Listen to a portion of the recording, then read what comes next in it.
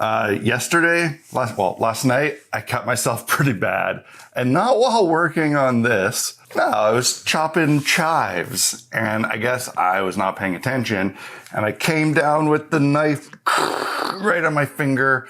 I cut right through my fingernail into my finger. It's really gross.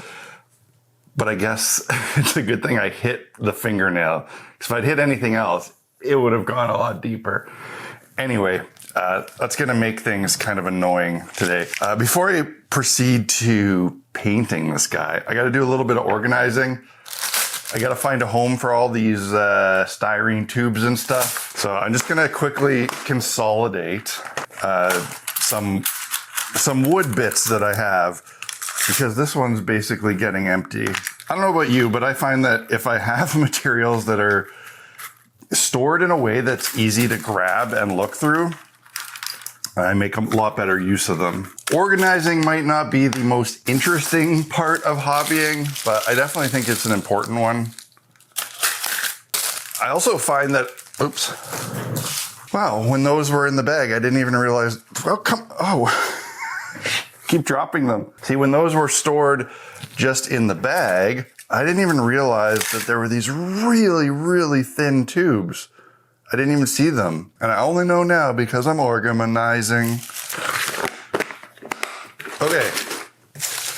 Much better. I wish these fit inside there, but whatever. You can't win them all. Now we can take a look at this guy and what I've done since yesterday's video. So after filming yesterday, I kept going on him. The main thing is that I covered up this area here that had all that rough texture paste with a bunch of other panels of Plasticard. And this is really satisfying to work with. Layering things up and bending them, let me cover what I wanted and easily conform to the weird shapes. Added some greebles, and overall, I really like it. I know it looks really silly. I know that the proportions are really wacky. He looks really wide and short and looks like he skipped leg day, but that's what I love about him. It almost looks like it could be a 1980s action figure, and I love that. I also added some tubing here from these canisters up to this barrel. I just used armature wire because that's what I had. On this one, I actually just used a styrene tube that I bent, and then I put him on a base. Got him elevated, standing on a cube. So he's got that nice walking position. Threw on some basing material, and I let that dry. So now I can prime him. So I'm still not sure what colors I want to paint him, but it's either going to be some kind of neon or maybe white with some neon. And I think priming him white would actually be the best way to go. But I'm all out of white spray paint, so I'm just going to go with black and then go from there, I guess. I can always airbrush on some white afterwards.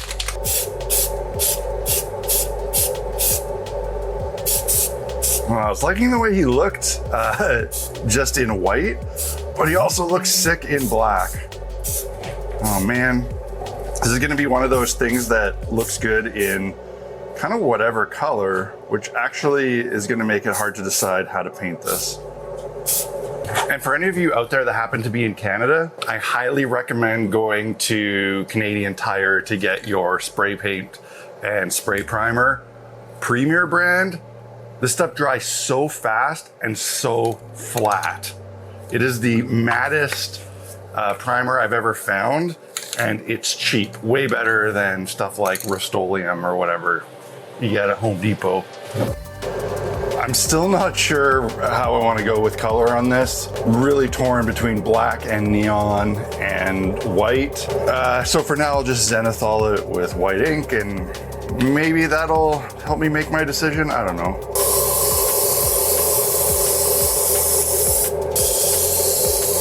What do we do? What do we do? I'm not sure pink is the way to go, but I'm gonna follow my own advice and remember that it's just paint. If I don't like it, I can always reprime it and do something different. So I'm going with the magenta from the bottom side.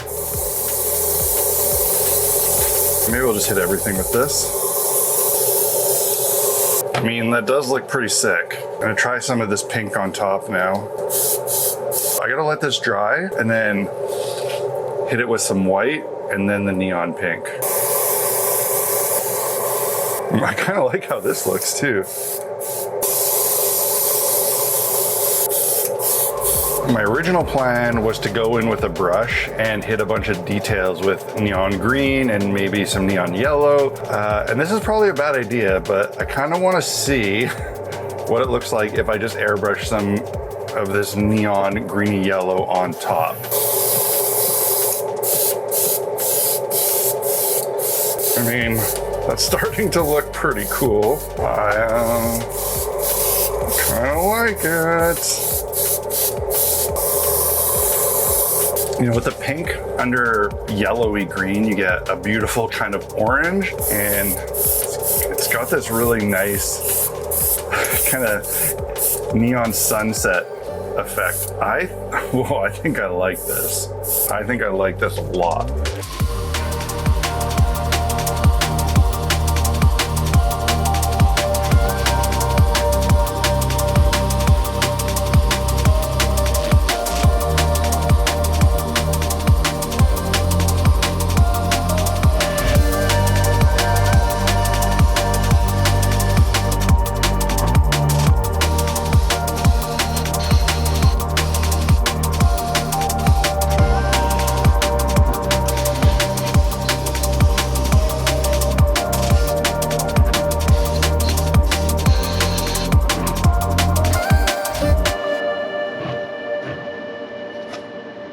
So I don't particularly want to put an oil wash on this. I really like how vibrant it is.